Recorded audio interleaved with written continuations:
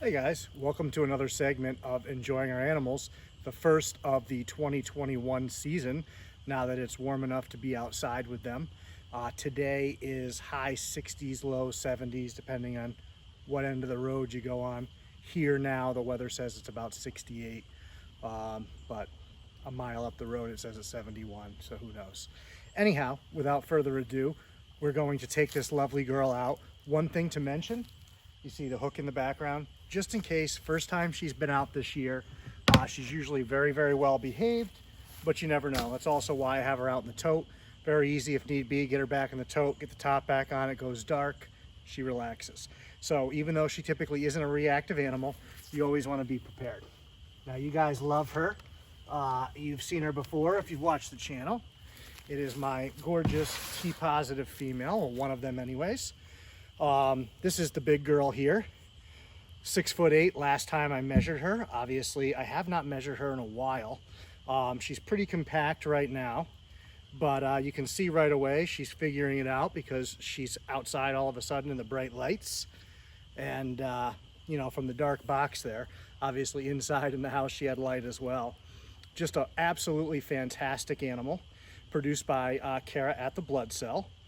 And she is the mom to the T-positive Batik and the T-positive female that you guys saw in the video the other day. The one that was the first video outside this season is her daughter. And I'm getting bit by bugs already, so it is that season. She gets very, very heavy very quickly. She's a little on the thin side right now, which I know will surprise some people that aren't very familiar with blood pythons. I would not breed her right now. She's just a little underneath where I would want her for that. And we're not talking about a big difference. She's probably sitting at about 28.5 pounds right now, and I'd have her sitting at about 30 to pair her up. So she's not unhealthy thin, she's just a little bit thin for breeding. But I didn't really intend to pair her up this season. I did try Ron with her a time or two just to see if he would show any interest. But we are going to hopefully have the T-positive 007 go to her next season and do that. So that's the goal, to put them together to make some really, really nice T-positive golden eyes, T-positives, T-positive matrix, and T-positive 007s. So right now what I'm going to do is I'm going to flip the camera around. We're going to let her down on the ground a little bit, let her kind of crawl around and get her first taste of outside this season.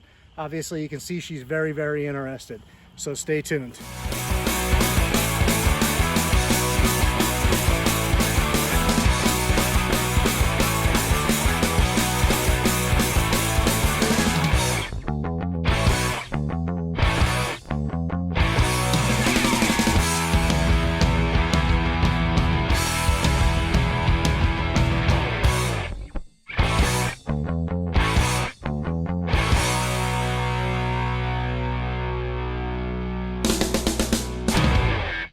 Of course, it kind of stinks. The sun here is headed down, so we're not getting a lot of light on her right now, which would actually make her pop quite a bit. She can pop quite a bit in overcast too, but she is one of those snakes that looks fantastic in sunlight. It washes out a lot. She looks pretty good typically. So she's a little dull now. It's been, I don't know, I would say about 6 to 8 weeks since her last shed cycle. I'm just purely guessing. I could look back and figure it out, but she's not popping like she's capable of popping right now.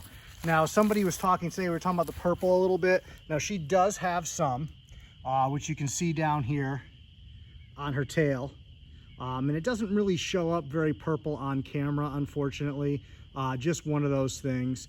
But, you know, I kind of fibbed a little bit yesterday without really realizing it, because I guess I didn't pay enough attention. But she does actually have pretty fantastic reds along her neck. You know, I said that her daughter had that and got it more from her father, but I do think it's a combination. You can see it there within her neck pattern. She's very, very, very focused right now. She hasn't quite gotten her stride out here for the first time this year.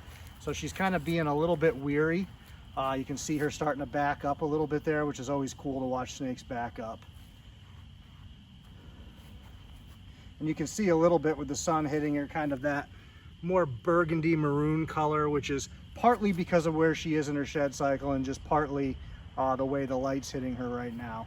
But she's getting herself into a position and she's kind of figuring things out.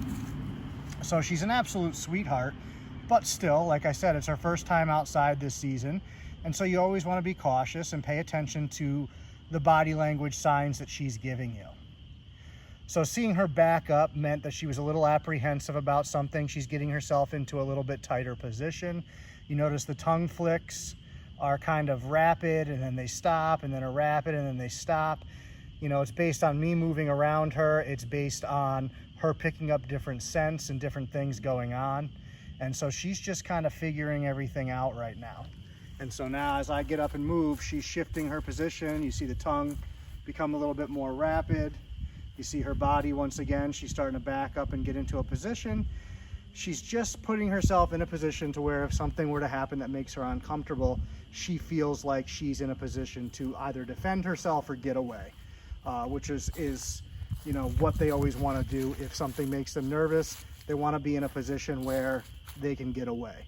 So even though sometimes people think they're putting themselves into a position to necessarily strike, it's more they're positioning themselves to strike if they have to, but to give themselves some time to retreat.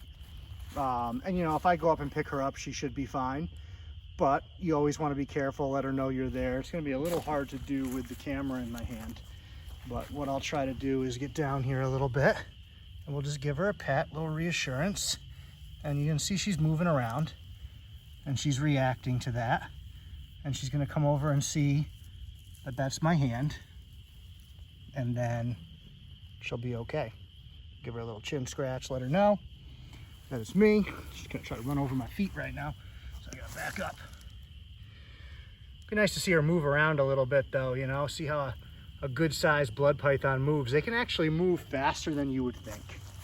I did a video a long time ago that the Reptile Report shared, and she actually got up and went pretty good.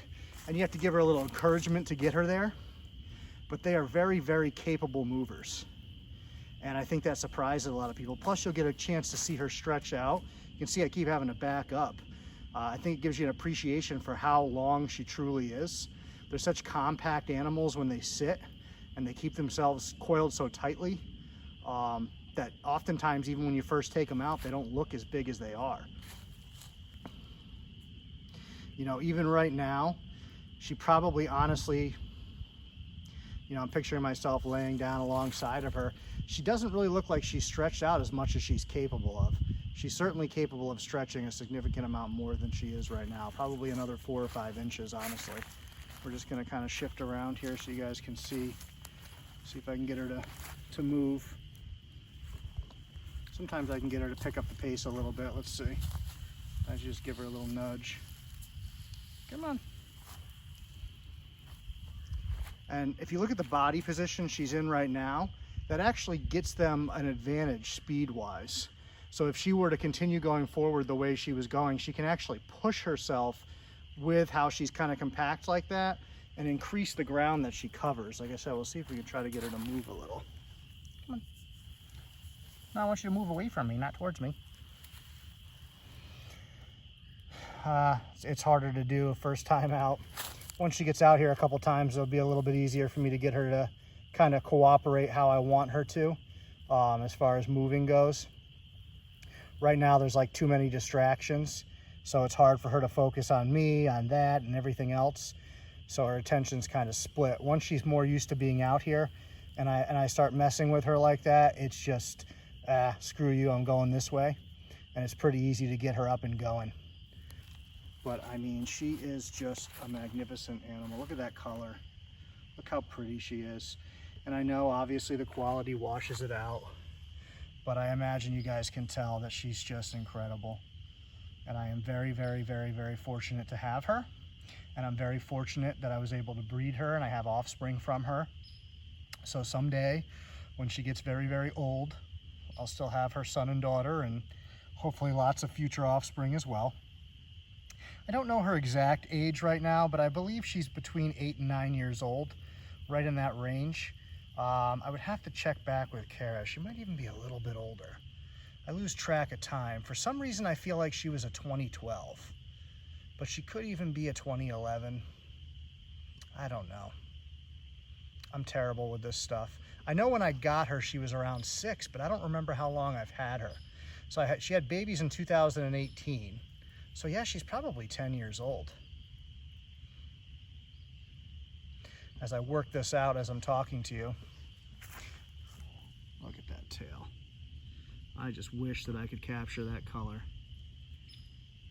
Huh. Say hi to everybody. She's just such a sweet animal. I say that and she's like, get that thing out of my face. So far, the only one that struck the camera is my Matrix Het T positive, and she's kind of a reactive animal outside anyway. So that wasn't a huge surprise by any stretch. This girl's more curious right now.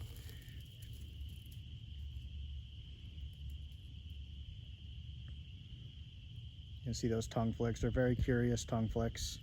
Very interested. Ow. Come here.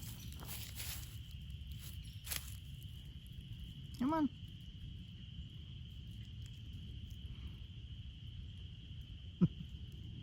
I know this isn't the most exhilarating stuff sometimes.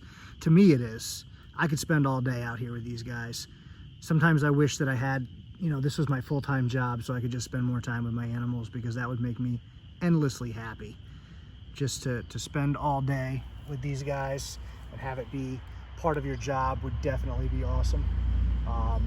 Obviously, at the same token, having them be a full-time job and dependent on their income kind of changes some of the standards and morals and things in ways that I just don't even want to have to do. So that's kind of one cool aspect of the YouTube, I guess, is eventually some people do get to a point where the YouTube creates its own income and whatever, but a lot of those people that got to that point had to make moral sacrifices and kind of go against what they once stood for, and I don't want to do that, which is why my channel will never grow to that level, and I'm perfectly okay with that, because the last thing I want to do is ever show off these animals in a light anything other than what they are, which is just incredible and wonderful.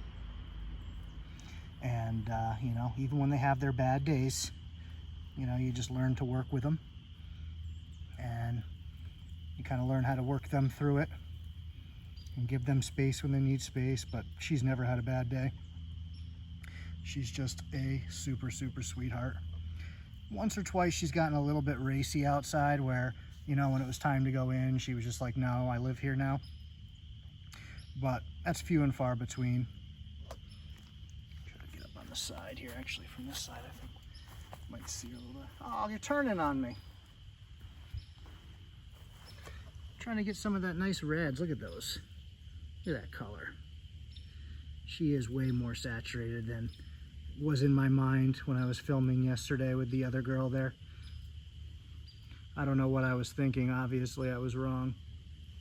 She's got saturation for days. Look at that. I know. I'm a pain in the ass.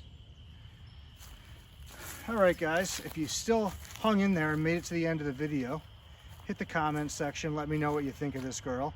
This is way longer than I wanted to, but I just get so excited when I spend time with her that I can't help it. And so if you cut out early, you're lost, because look how amazing she is. Still needs a name her. 10 years old or so and doesn't have a name, which is terrible of me. But I'm always afraid that I'm going to give her a name that's unworthy, because she's just so magnificent. And she deserves a super cool name, something different, something not run-of-the-mill. Look at that. Look how big she is. Big and sweet. Everybody talks so much smack about blood pythons. They are wonderful animals when you keep them right, when you treat them right, from good lines. We'll see you guys. Thanks for watching.